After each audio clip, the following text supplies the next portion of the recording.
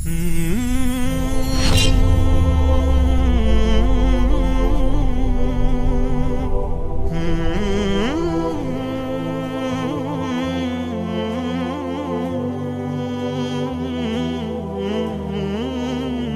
मेहरबान सल्लल्लाहु अलैहि वसल्लम फरमाई,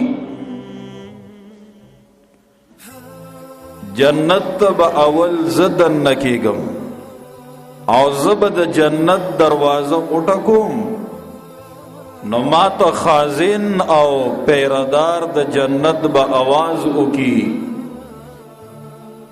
चिखबल तारुफ का तसुसु के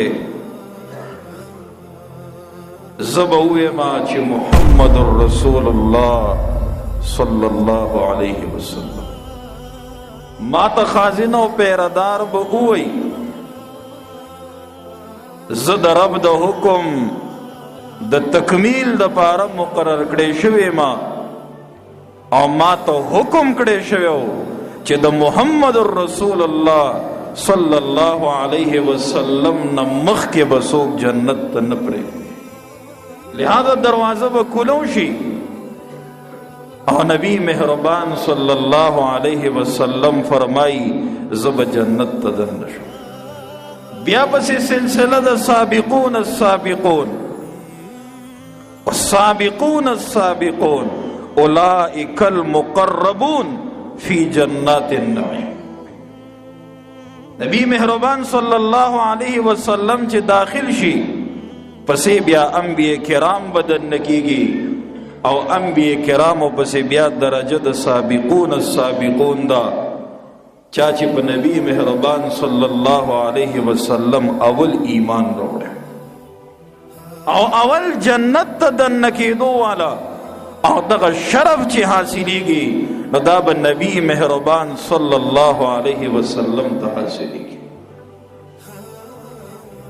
पसी दरजब याद अल्लाह द दोस्तानो बशुरूशी ज़कवई व बश्शिर अल्लज़ीना आमनू व अमिलु स्वालिहाति ज़ेरे हक़ खल्को तवरका चाची ईमान रोड़ो और चाची अमल उकड़ने का द तरीक़े द रसूलुल्लाह सल्लल्लाहु अलैहि वसल्लम मुताबिक दिल ज़ेरे वरका अन्न लहुम जन्नातिन तजरी मिन तहतिहल अनहार। यकीनन द दुई द पाना जन्नतुन बई ची बईगी बदलान दे दागे नवले नेहरू न बईगी और मा तफसील कड़ो चे दा नेहरू न बदसई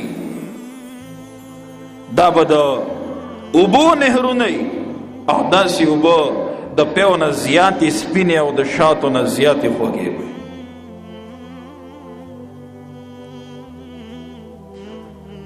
दा द पेव वाली बई दा द शराब वाली बई और दा द शातो द गबिन वाली बई अब या दगा वली जन्नती वली दी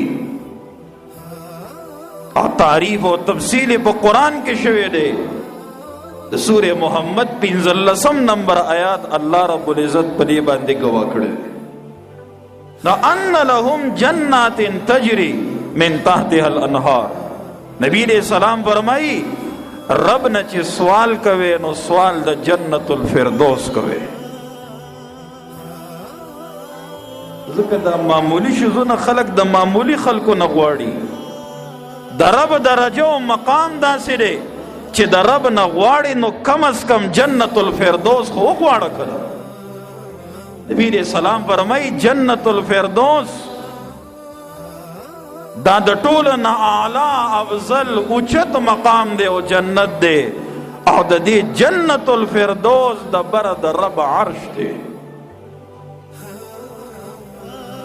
और दे नूर जन्नतुन ता चिकम नेहरू न वली बराबईगी न दाद दे जन्नतुल फिरदौस न बराबईगी।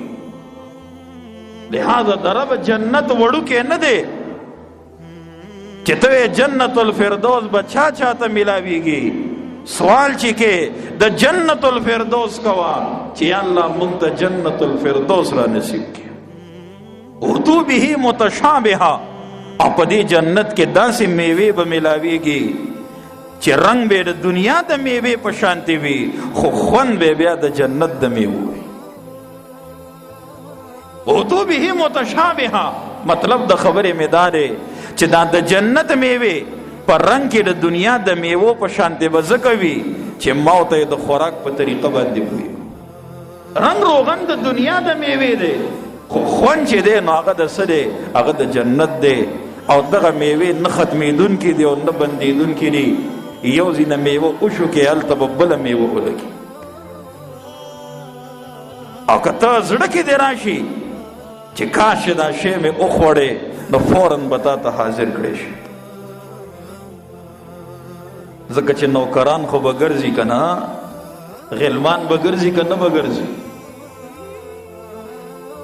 نوکران به ګرځي او څه چې زړه دې غواړي هغه به فوراً تا ته حاضرېږي او وایي به واله وخوره.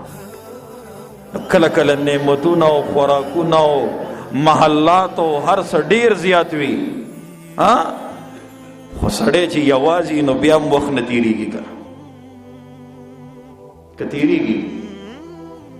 نعمتونه ډېر زیات دي، خوراکونه دي، مزې او چرچی دي، خو چې سړی تنې تنها دی او یوازې دی نو د ده سکون او آرام وي. یا کله چې سړی په خېټه باندې موډ شي نو بیا د آرام ضرورت را پیښیږي که نه را پیښیږي؟ نو قرآن وایي ولهم فیها ازواج مطهره. جنت کې یوازې به نه، الله وایي د دوی دپاره په دې جنت کې ازواج بیبیانې به او دغه بیبیانې به څنګه وي؟ د دنیا د ښځو په شانتې به نه بلکې مطهره، پاکې به وي، بدني لحاظ سره پاکې، اخلاقي لحاظ سره پاکې. اب بیا داسې ښځې. او یو حدیث درته ویم، نبی مهربان صلی الله علیه وسلم فرمایي وی د جنت د ښځو داسې حسن وي، داسې حسن وي که چېرته یو جنتي ښځه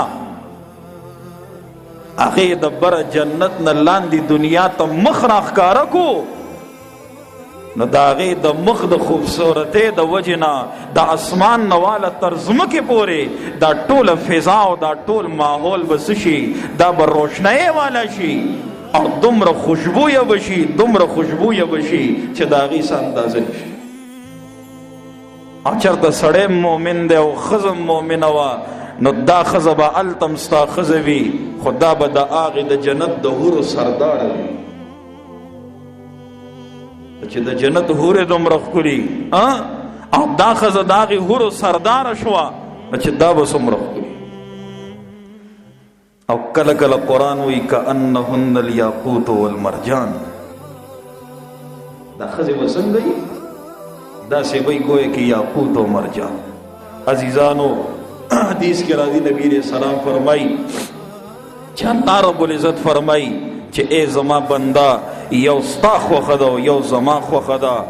دنیا کې که زندگی دې په خپله خوښه تېره کا، عیش عشرت او مزې او چرچې دې وکې، آخرت کې زندگی زما په خوښه به تېرې بیا به جهنمي او سختۍ به. او که دنیا کې زندگی زما په خوښه دې تېره کا نو بیا آخرت کې زندگی په خپله خوښه به تېرې.